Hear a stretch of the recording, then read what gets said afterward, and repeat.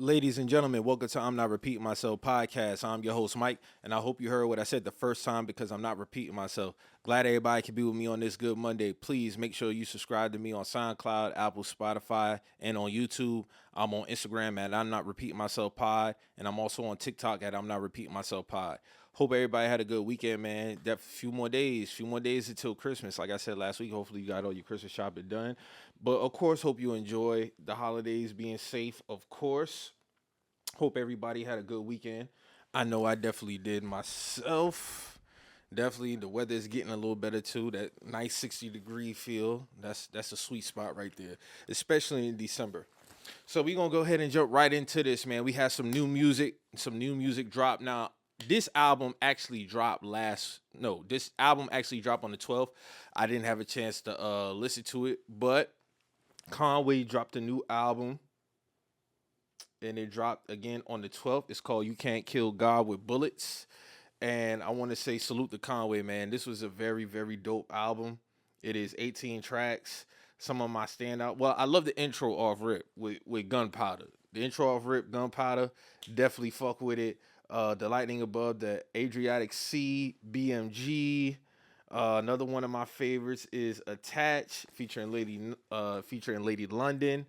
I Never Sleep, The Painter. Those are some of my standout tracks on here. So I want to definitely give Conway his credit for dropping this album because it's very, very dope, and I definitely fuck with it. Obviously, everybody know Out of Griselda, Benny is my favorite, but I definitely love to listen to Conway anytime he drops. And it kind of flew under the radar because I'm surprised I actually didn't catch it when it dropped. I don't know what happened. I remember I had saw it on the timeline, and then I don't know, it just slipped on the radar. But I definitely had a chance. I spun it back about two times. Great flow, great production, great wordplay, everything. This album from top to bottom is very solid. If I had to give it a rate, I give it a solid 7.5 to an 8. Definitely a good job. Shout out to Conway. Every time he does drop some good shit. Can't really think of a project that I listened to from him and it's like, yeah, this wasn't it. So salute to Conway for definitely continuing to be consistent. Again, this album is called You Can't Kill God with Bullets. I love BMG, man. BMG might be my favorite track on this album. And then Attach. I love Attach. The outro is real dope. Don't Even Feel Real. Definitely dope. It's just a very, very well put together project, flowed together. Transitions in between each track is real dope as well. It doesn't really sound like anything got any filler. Like it just doesn't sound like that at all. So salute to Conway, man. Definitely ended 2025 on a high note. And again, it's been a dope year for the veteran rappers, man. Again, I say when we look back on 2025, we definitely have to tip our hats to the veteran rappers because they own this. They own this year. Again, if you have to look back in history and you have to revisit 2025, you'd be like, yeah, this is the year that the veteran rappers definitely put their stamp on the game. And again, continues the narrative of you ain't never too old for this shit. You ain't never too old for this shit. Again, rap kind of adapted a mindset early when it first started. And again, that's probably due to the time because, when you think about it, rap is still young as well. Rap is only 50 years old. In hindsight, that shit is relatively young. But it always adapted this is a young man's game. And, that don't apply to rock. You know what I'm saying? Like that don't apply to heavy metal and all the rest of them. They be touring, still dressing the same, doing all that up until they 70s and 80s. And that's another thing, like with the whole dressing thing, right? Just to kind of talk about that a little bit. Again, it's only in hip hop culture where you have to adopt the mindset that you have to dress your age. Now, I'm not saying that certain clothing is not for a certain age or demographic. I'm just talking about if you was somebody who was wearing something in your 20s and your 30s, you were still well within your rights to still wear that today, especially if that trend has came back.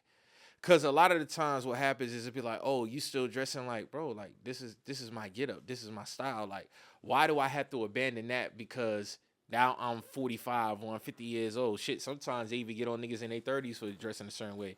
You supposed to be wearing goddamn just button ups and loafers or whatever the fuck every day. Like, where the fuck am I going, my nigga? I'm not having no I'm not going to no meetings. I'm like nah. But I say that to say, and there's nothing wrong with that. But everybody has their own style, and I think that kind of played in the mindset of with the rap game when it's aging. You get what I'm saying? Now, if you trying to, I always could tell. This is me personally. Excuse me. I can always tell when somebody looks uncomfortable trying to do something that they know is not them. Consistently throughout. There's some rappers who I've never felt like they was trying to fit in as far as dressing. Like when I look at Raekwon, right? Raekwon, prime example. Raekwon has always pretty much dressed the same his whole career, but he's always dressed like that. From the time if you go look back, basically all of Wu-Tang, Ghostface Killer too, all of them still dress the same because that was a style when they came out. Like they've never hopped on trends or hopped on a different wave. No, that's just what it was. But if just hypothetically speaking, if a young person be like, oh yeah, you still wearing, jackets, or you still wearing, these type of sneakers and all that, like, bro, that's their style. That's what they do.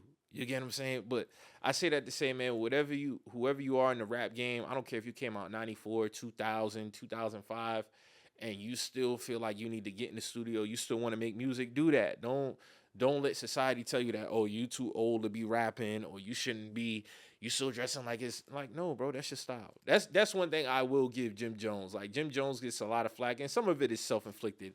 But just like with the whole Chrome Hearts thing, like Jim was rocking Chrome Hearts in '07. So why would somebody be telling him today, hey, bro, like you gotta put that shit down? You can't be wearing Chrome Hearts no more. It's like, well, you really want people dressing dressing in suits all day, every day? No, that shit don't even make sense. That shit don't even make sense. But like with anything, what I notice in fashion, everything has a cycle. And some of the shit comes back full circle. That's another thing I noticed. Like a lot of shit comes back. I was looking at a picture from 2003, and these two random people on the streets of New York. I'm like, people is wearing that baggy fit today.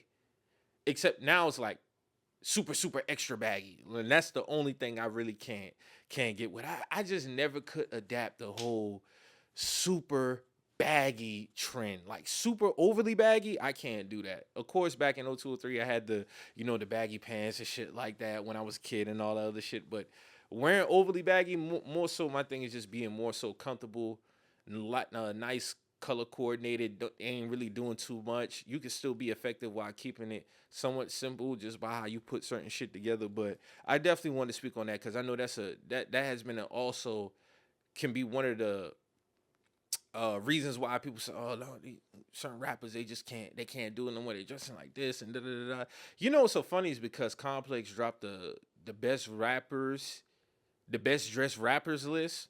And Kendrick Lamar came in at number 5. I think Playboy Cardi was number 1. ASAP was 2. Some other people made it. I don't have it. I ain't gonna pull it up. But I found it interesting because certain rappers, you just know when you hear their name, you associate them with basically being fashionable. Like throughout my time, of course, ASAP, Fab, Jim Jones, who Kanye West, of course, is like the top of the top. And then of course you have like you got some other names in there. But I was thinking about it. I'm like, damn, like when you really think about the times and who's been headlined, it's all really just a passing of the torch. It's really all just a passing of the torch, and that's how it should be. You get what I'm saying? But you have to be mindful too that a lot of the stuff that y'all rocking today, motherfuckers been rocking. So because you bring it back, now you telling them they can't wear this, that doesn't make sense. Like, bro, you basically wearing what I was wearing 20 years ago. Like, it's just you might be putting a new twist on it. But I don't want to get too long-winded on that. But I definitely wanted to bring that up because that has definitely been a conversation, and people act like as if as you continue to get older, you can't dress like how you always been dressing. So again, salute to Conway. Please check that album out. It's called You Can't Kill God with Bullets. Definitely go check that out. Salute to him. So moving on, of course, last week I talked about 21 Savage. New album, What Happened to the Streets.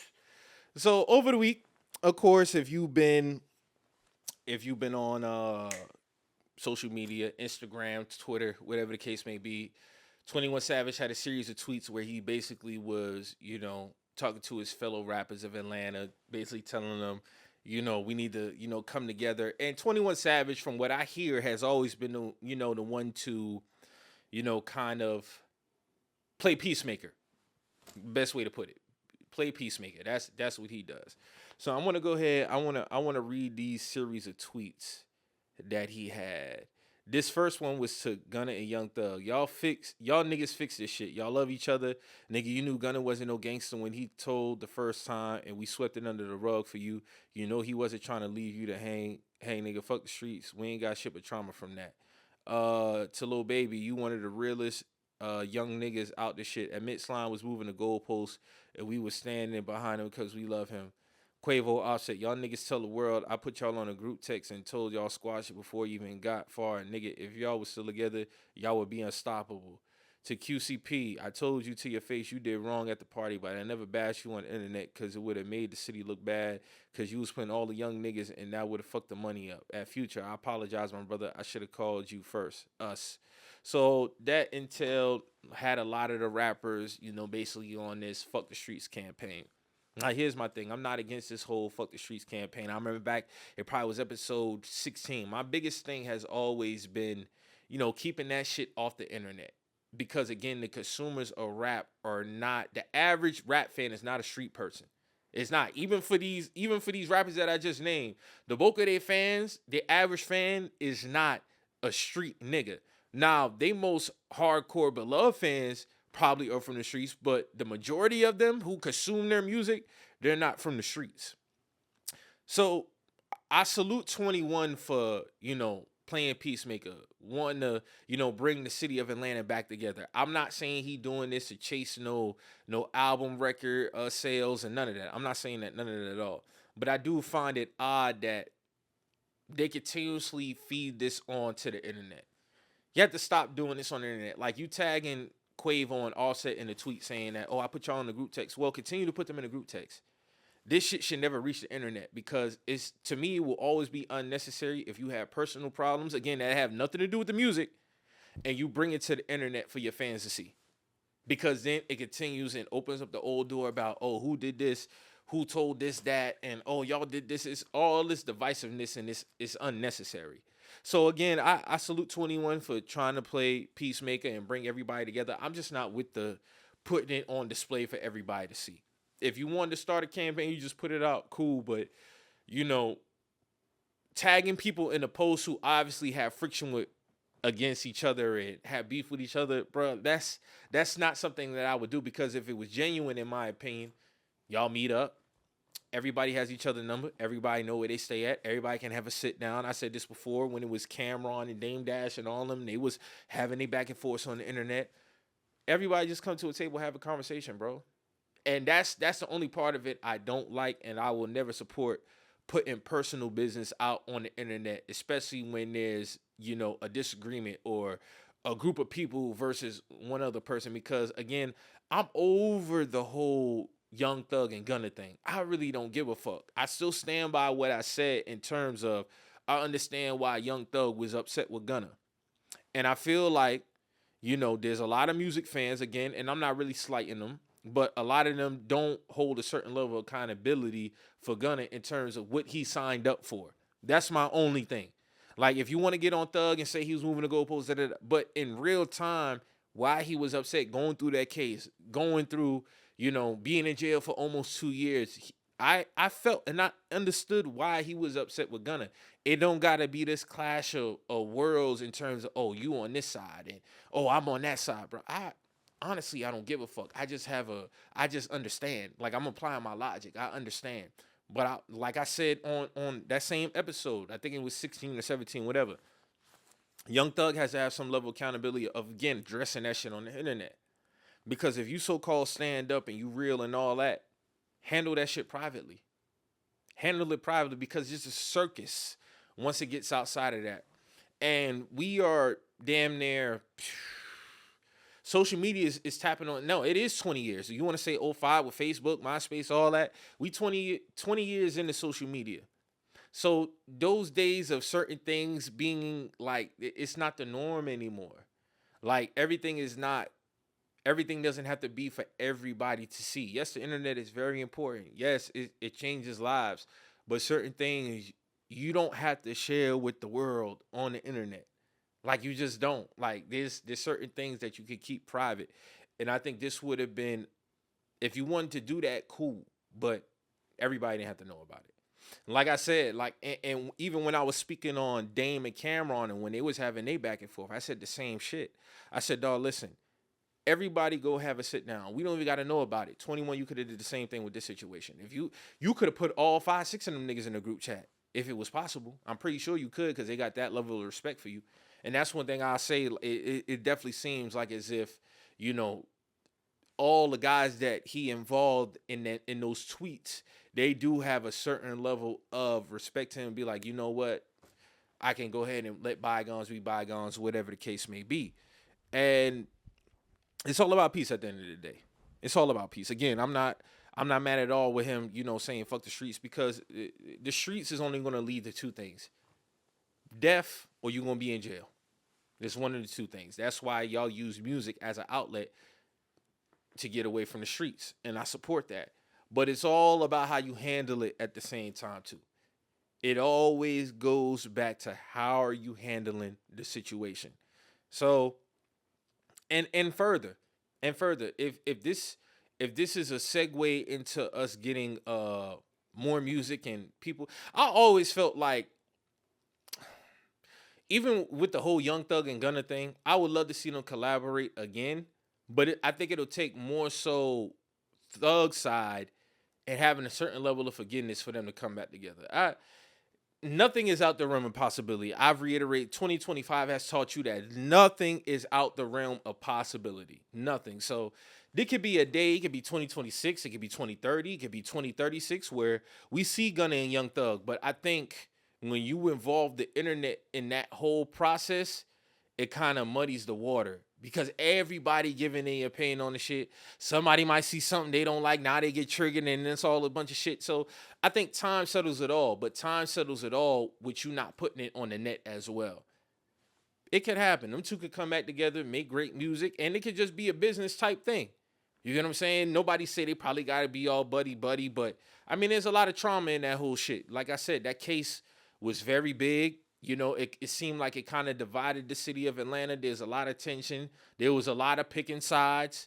So that's something that's gonna take time as well. That's not something that's just gonna happen overnight. Everybody, there's it's gonna come to a time where people are gonna have to be honest with each other.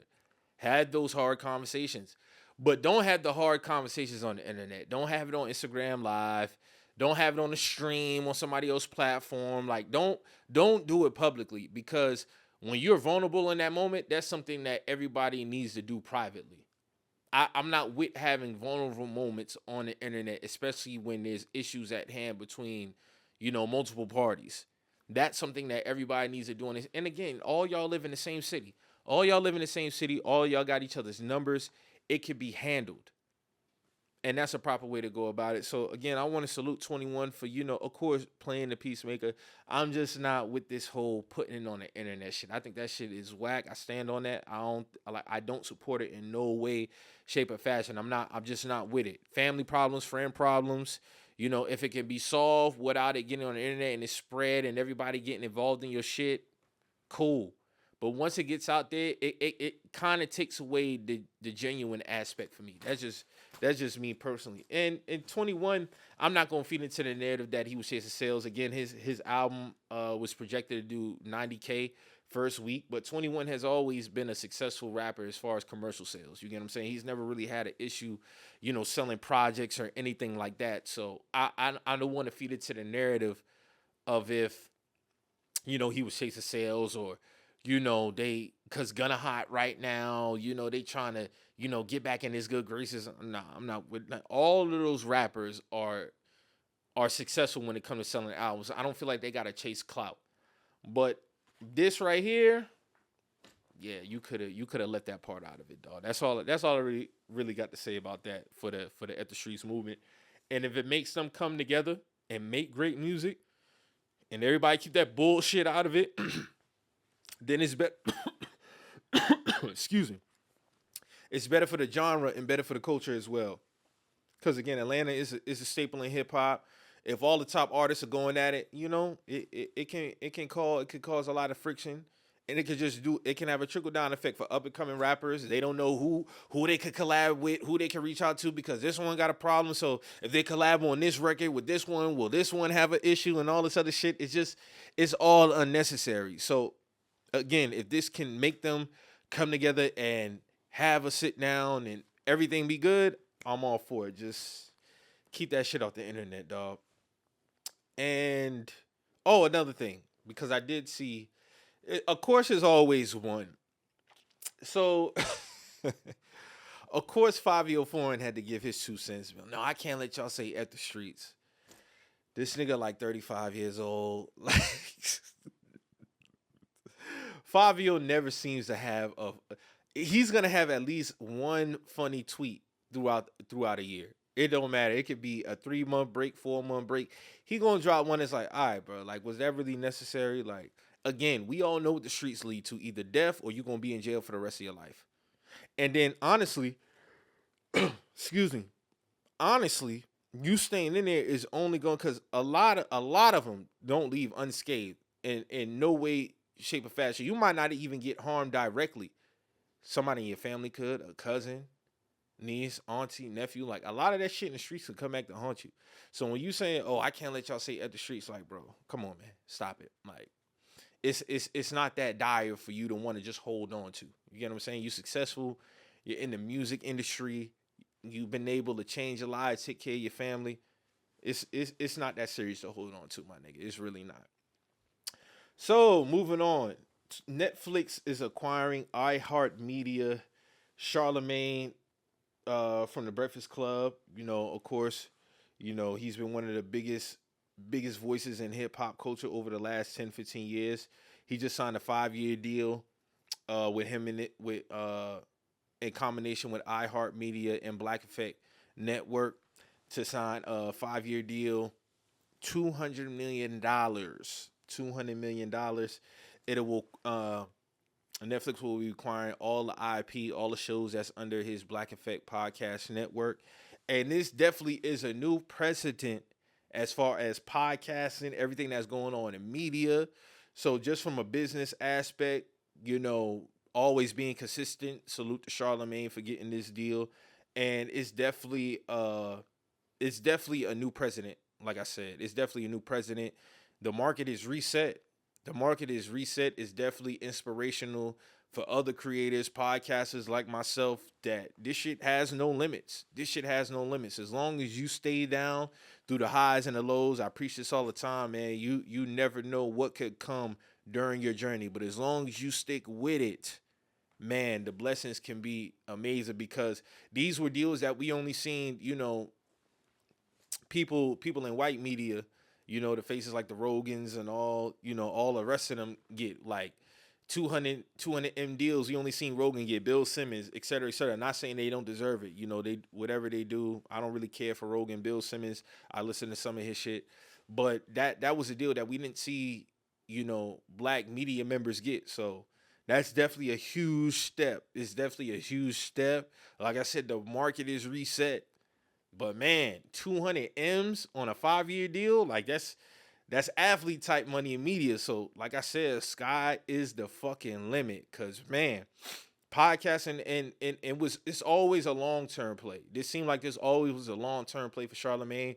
Of course he had to start off in radio, came up, he was under Wendy Williams, then he went to the Breakfast Club. He's been doing this thing with Breakfast Club. He got his own podcast with him and Andrew Schultz. And, he started his own network, and, he was able to, set himself up for a life-changing deal, because that's essentially what it is. But it of course, it didn't come easy.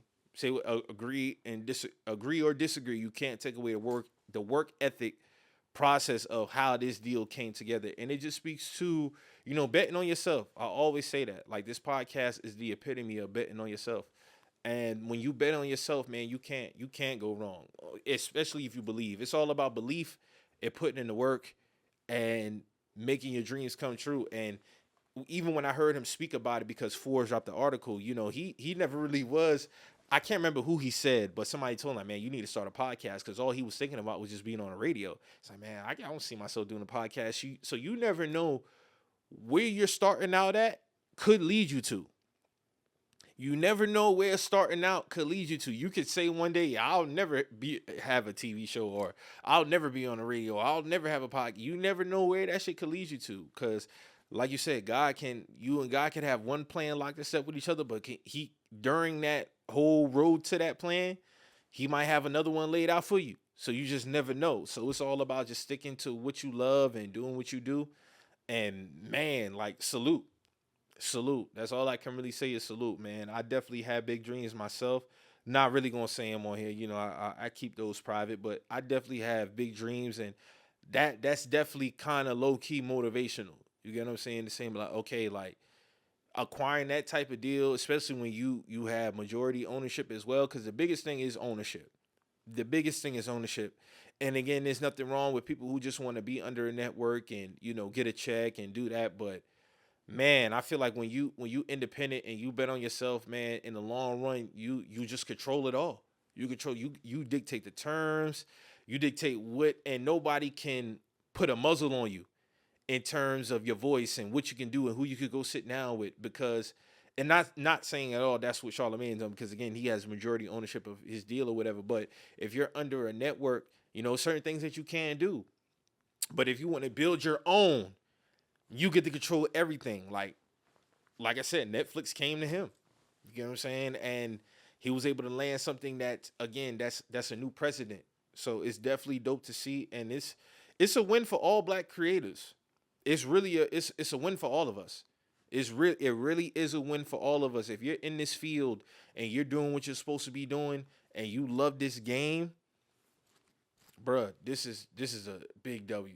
This is a big W for all of us, man. This is really a big W. This could be a moment for a lot of us to be like, yeah, okay.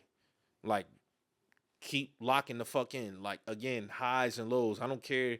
4 views versus 400 views. 400 views versus 46. 46 versus 1,000. Like, you just keep the fuck going, because you never know what's going to be at the end of your road. You never know.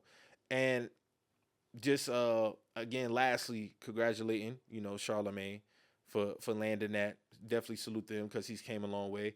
But just a segue to talk about just Netflix in general. Now, with that being said, Netflix seem like, they the new dog on the block, and they basically playing Monopoly. And I see what the real war is. This Netflix versus YouTube thing, I see the play. Now, just in my honest opinion, I don't see Netflix trumping YouTube long term. I just don't see it. YouTube, they have 2.6 billion users. Netflix, they have a current of 300 million users, excuse me. But them acquiring all, like, just trying to basically, like, it seemed like they're just trying to become this new cable type network. You got live events going on. You got NFL games streaming on. You got all this content. It seems like Netflix is trying to be like the Amazon of media. But when it comes in competition with YouTube, I just don't see long-term YouTube, coming second place to Netflix. YouTube is still a big dog on the block. And long-term, I see it being that way. Now, short-term, because of all these deals that they've been doing, acquiring all these, different media platforms and networks and all that, it might look like that, but long term, just is also for a fact, because YouTube is free. You get what I'm saying? And it don't cost nothing to get on there and watch shit. So it'll be interesting to see how this war between YouTube and Netflix is going to go. Because long term, I see YouTube still being number one. I'm not saying Netflix won't acquire more users over the next 5 to 10 years, but I think everybody needs to pay attention to how this is going to go, because Netflix definitely, they dropping the bags, they're acquiring different media. But also, too, we all know Netflix, that price is definitely going to go up. That monthly price is definitely going to go up. And I don't think you can underestimate that when it comes to YouTube, because, again, YouTube is free. Unless, of course, you got YouTube Premium. But that's also going to be another thing, too, as well. Like, as of now, yeah, eventually that shit is going to be up in the hundreds a month. That's just my honest opinion. I think Netflix is definitely going to get to a point where, as long as they keep having these live events and, having TV shows and all this other shit, acquiring, that price is going to go up monthly. I think you're definitely going to reach a point to where Netflix is going to be on the upwards of over $50 a month. I think that's where it's trending. But as far as, because I already know, that's what the play is. That's what the play is. The play is definitely the okay shit. But in my honest opinion, they scared of YouTube. That's how I look at it. These moves, in my opinion, and I could be wrong. Years down the line, of course, I have no problem getting back on here. But in real time, it just seemed like they scared shit. They just scared of YouTube. People saying the ball is back in YouTube court. I don't see it that way.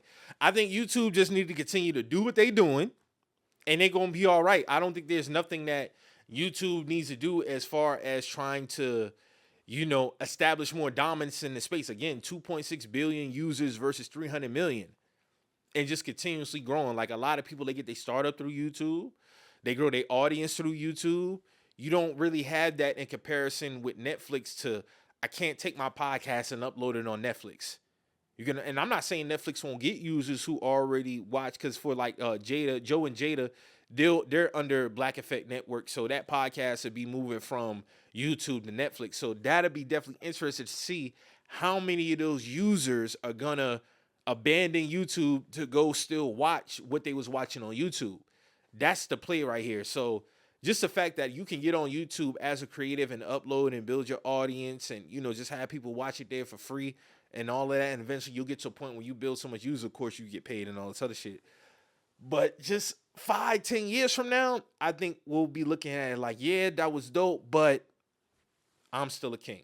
So I did find that interesting. It definitely was a great play. Just as far as Netflix, I see what they're doing. They trying to become the Amazon of media. I definitely see it. It's a great play. It's a great play. Like in real time, it's a great play. Salute to everybody who's getting their deals with Netflix. I'm all for everybody getting their bag, getting their check, doing what they do. But again, as far as the head-to-head battle, I think YouTube remains king. YouTube remains king. They've been here longer.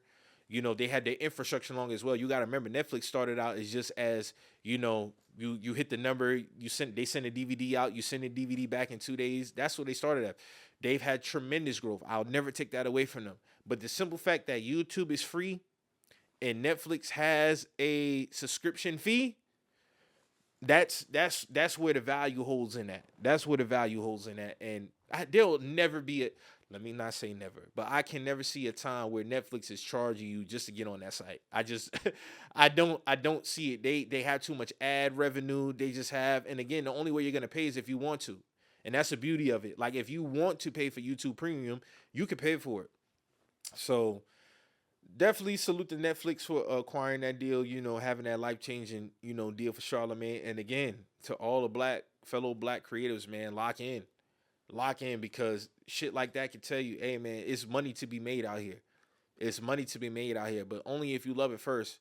But also with that too, don't think because you see him getting this deal is that easy to get. Because I say this before also, if you out here, you just trying to chase a moment or you trying to chase a bag, you won't last. I don't care what nobody can tell me no different. I've been doing this shit for too long. I've officially hit 9 years podcasting. To the date, I've been 9 years podcasting. This has always been a long play for me. And I can't believe how fast the years have gone by. But like I say, like 5-10 years from now, what I'm doing with this platform will be legendary. It will be legendary. Like there's nothing nobody else can tell me about it, because it was always a long-term play.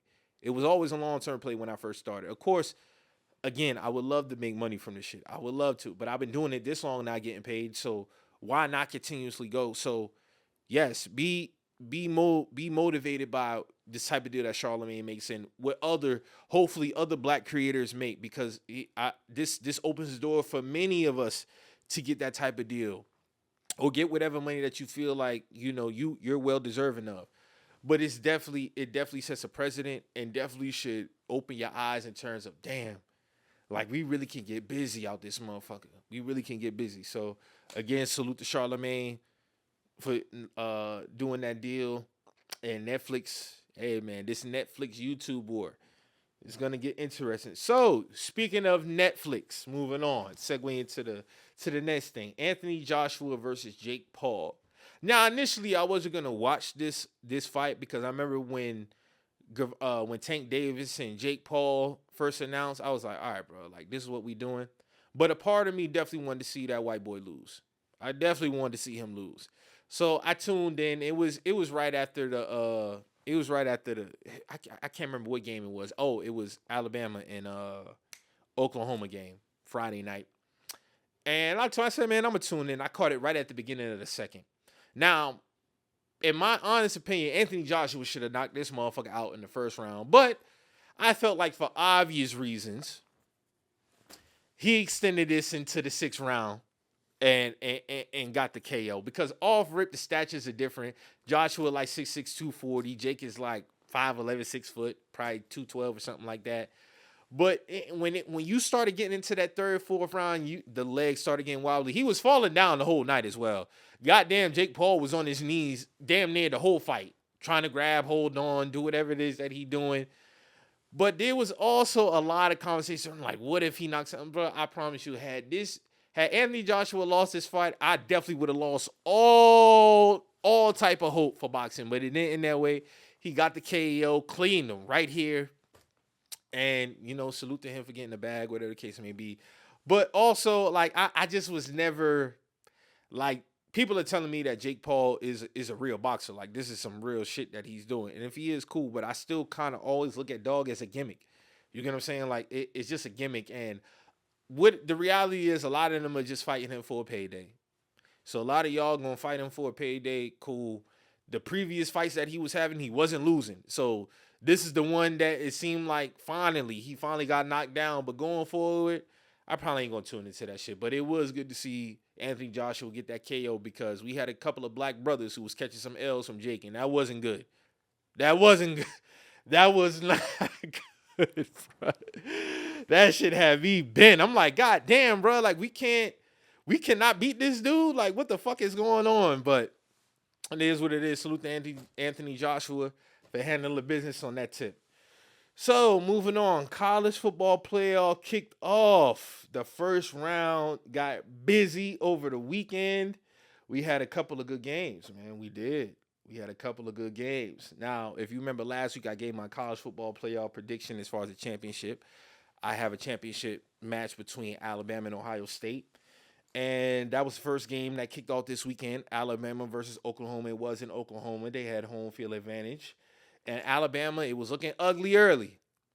But I got to say salute to Alabama for holding it down. Shout out to Kalen DeBoer because he has been under a microscope. And another thing I always said, I said this when he first got the job. Y'all got to give y'all he's a unique situation. You following up Saban, you need a lot of grace. He wasn't going to hit the ground running. There was a lot of rumblings throughout the season towards the end of the season. Oh, he's going to get the job. He's going to take the job at Michigan. A lot of people just wanted to see him go. And I always say, man, give the man at least 3-4 years, bro. Give him you following up Nick Saban. That's the greatest college football coach of all time. And shout out to Kalen DeBoer because he showed that he's one of the best college football coaches in the game with this victory. They got down 17-0 early. It wasn't looking good. And then momentum swung with field position on a big play. Then they got a huge pick six. Ty Simpson, he had a efficient game, 8 of 29, 2 TDs. Hill, he had a touchdown. Brooks, he had a good game. They defense locked in. They run defense, it stepped up. They had a couple of runs early that they was giving up to Oklahoma, but they locked in. I was never really a believer in Mateer, the quarterback for Oklahoma. But salute to Alabama for holding it down. To get down 17-0 on the road and handle your business and move on to the next round, I got to salute that. So salute to Alabama. And just for, my pick sake as well, because I was like, damn, these niggas about to get blown out by Oklahoma? No, because going into it, they was 1.5 favorites. So I'm like, all right, nah, Alabama's going to take this. Alabama is definitely going to take this, but they stayed down. They stayed down. They locked in. And Alabama, they have the championship pedigree as well. Even though Saban is not there anymore, they do have the championship pedigree. So it was definitely, dope to see a team, get down. And also, Alabama was the first team since the 12-team format, and it's only been 1 year. They was the first one to win a road game in the first round. All the games last year, the home teams basically blew everybody out the water. They blew everybody out the water. So it was dope to see Alabama handle business, move on to the next round. So definitely, again, salute to them. Salute to Kalen DeBoer. And, hey, better luck next year to Oklahoma, man. Better luck next year. Moving on to the next game, which took on, you had three games that happened on Saturday. First on the list was Miami and Texas A&M. Now, this right here was the battle of the mids. Mids of the mid. Both these quarterbacks are fucking mid. Both of them. I wasn't a believer in either one of these quarterbacks, Carson Beck and Marcel Reed. Marcel Reed, this guy here is just, if he's not running the ball, it's kind of going to be like a long day. Like it's his first read didn't run, but he didn't have a good game at all. 29 to 39, two interceptions. Beck 14 and 21 TD. I got to shout out to Fletcher from Miami. He had a good game. He had 17 carries for 172 yards. He definitely was the reason why they won this game. Miami defense was stout. Their defense definitely was stout. They held Texas A&M in check. Like they couldn't get. There was nothing that they could do. Like it was 3-0 the majority of this game. It wasn't until I think the fourth quarter where Miami finally scored a touchdown. And it was Malachi Tony who scored a touchdown. But this was a defensive slugfest for sure. Again, the final score was 10-3. Marcel Reed, he was 25 of 39, 237, two interceptions. Threw an interception on their last hope on a 4th and goal in the back of the end zone. But I had Texas A&M winning this game. I did not have Miami winning this game. I didn't. I thought Texas A&M, of course, with the home field advantage, the 12 man is real. Just what they've been doing towards the end of the season. But I guess that loss at Texas really stumbled them. So Miami is moving on. They won that game 10-3 again.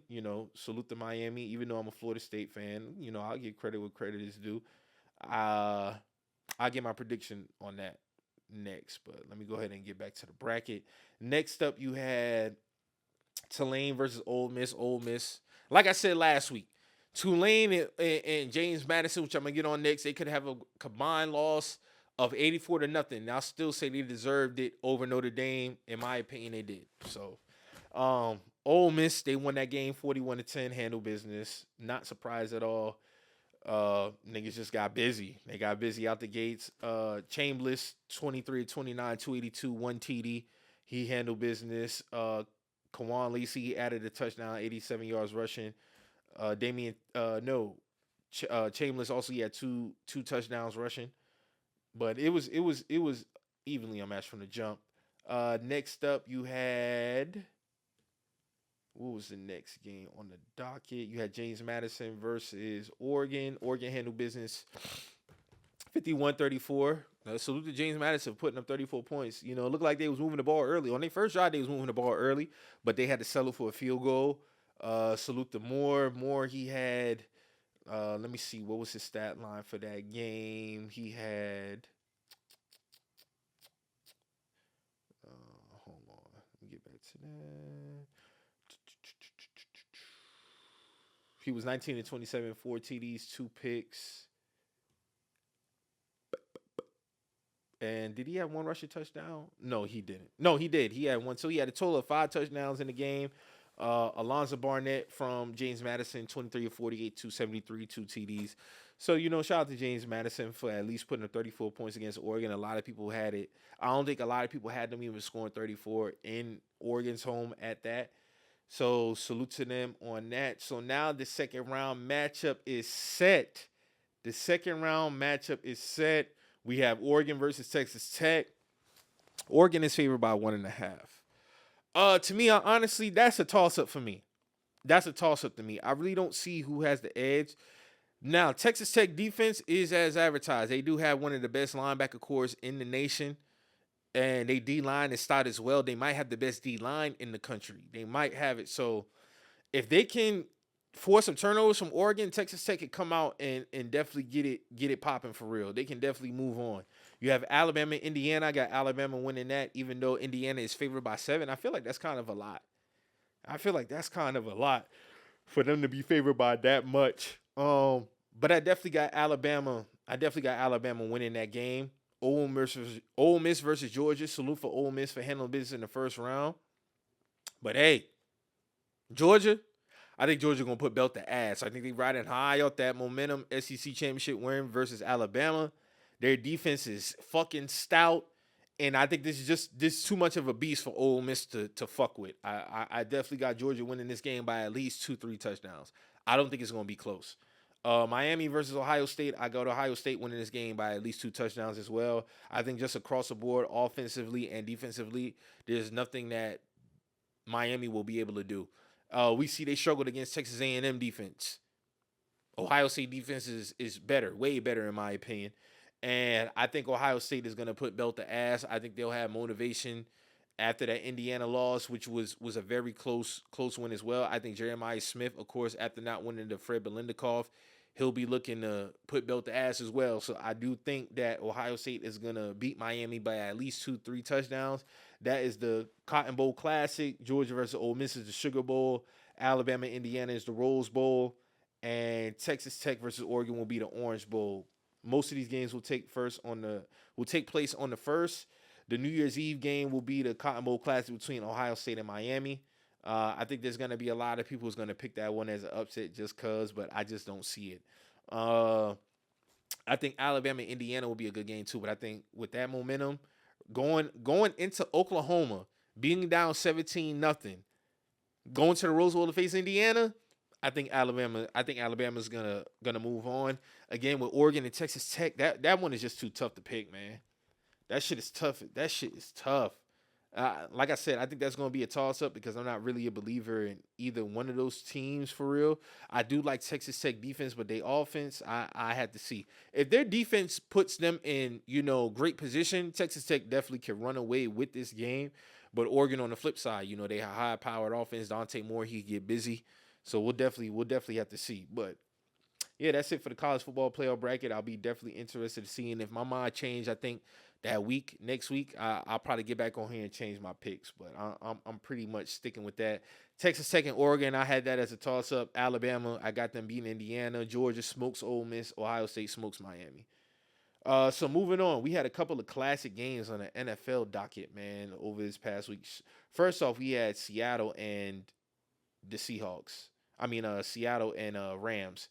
That game was crazy. They went into overtime. Seattle went for a 2-point to win the game 38-37. And I said probably it was going to be a movie because they both 11-3. This was to be not only top of the NFC West, but on top of the NFC. But it was a classic game. Matthew Stafford had 457. Puka Nacua 225, 2 TDs. It was just crazy. Kenneth Walker, he did his thing. Sam Darnold had a couple of picks, but he came back and he did his thing as well. But that was a classic game, arguably the best game of the year.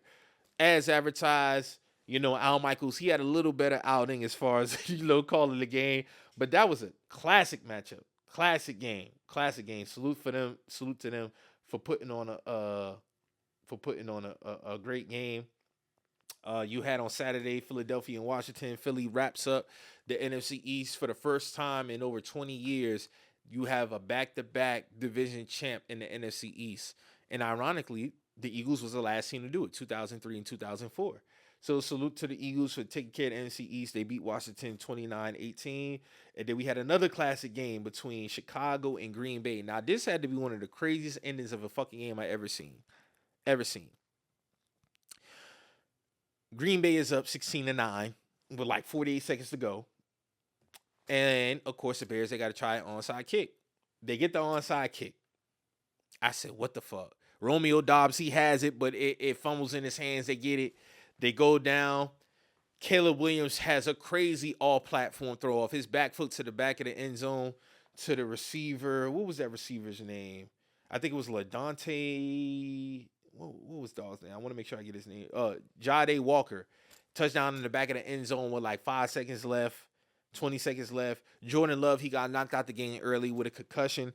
But that had to be one of the most craziest endings to a game in overtime. Green Bay, they turned the ball over on a 4th and 1, fumbled the snap, center quarterback exchange. They go down, play action, boom, DJ Moore on like a 47-yard touchdown pass. Great throw by Caleb Williams as well. Caleb Williams, he's definitely been doing everything that I say he needed to do at the beginning of the year because it was looking kind of shaky early. But he's locking back in. He still needs to be better as far as in-pocket throws, but that was a hell of a throw. He had a great game. 19-34, 250, 2 touchdowns, no turnovers. DeAndre Swift and Monegai, they had a pretty good game. They both rushed for over 50 yards, combined 150. And DJ Moore 5 for 97, 1 T. They didn't have Rome Odunze or Luther Burden in this game. So salute to the other receivers that stepped up. Zacchaeus and Loveland, and of course Jade Walker with the big catch at the end of the game to basically seal it. I mean, to tie the game, excuse me. And shout out to Malik Willis for coming in as well. He did pretty good filling in for Jordan Love. He came in, he did his thing. You know, he was getting busy on that front as well. So salute. So salute to Malik Willis and salute to the Bears. You know, so crazy because I said, you know, the Seahawks and Rams was a movie, but the Packers and Bears said, hold on, hold my beer. And they delivered a movie as well. So salute to those two games this weekend. Great NFL action as far as that.